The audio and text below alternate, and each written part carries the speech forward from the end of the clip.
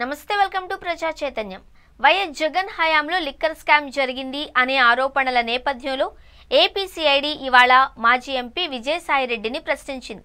CID విచారణ అనంతరం liquor కేసుకు సంబంధించి జగన్ పై సంచలన వ్యాఖ్యలు చేశారు సాయిరెడ్డి. లిక్కర్కు సంబంధించి 2 సమావేశాలలో పాల్గొన్నాను అని, ఆ మీటింగ్లో వాసుదేవరెడ్డి, మిథున్ రెడ్డి, సత్యకుమార్, కసిరెడ్డి, శ్రీధర్ పాల్గొన్నారు అని చెప్పారు. తాను కేవలం వారికి బిజినెస్ కోసం వడ్డీకి డబ్బులు ఇప్పించాను అన్నారు. లిక్కర్ స్కామ్ జరిగిందో లేదో అధికారులు కసిరెడ్డినే అడగాలి అని సూచించారు. కసిరెడ్డి వసూలు చేసిన డబ్బులు ఎవరికెళ్లాయో తనకు తెలీదు అన్నారు.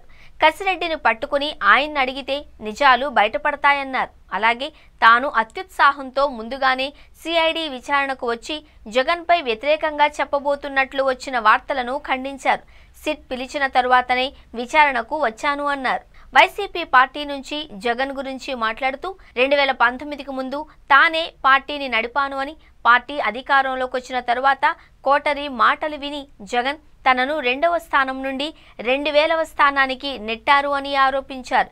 జగన్ మనసులో తనకు స్థానం లేదు అని గ్రహించి అవమాన భారం తట్టుకోలేక పార్టీని విడిచాను అని మళ్లీ చెప్పారు. తాను బీజేపీ నుండి రాజ్యసభకు ఎంపీగా అవుతున్నట్లు వస్తున్న వార్తలను కూడా ఖండిస్తూ ప్రజలు పిలిస్తే మళ్లీ రాజకీయాల్లోకి వస్తాను అని ప్రకటించారు. నేను రాజకీయాల్లోకి రావాలంటే మీ అనుమతి తీసుకోవాలని విజయసాయిరెడ్డి ప్రశ్నించడంతో ఏదో ఒక రోజు ఆయన తిరిగి రాజకీయాల్లోకి వచ్చే అవకాశం స్పష్టంగా కనిపిస్తోంది.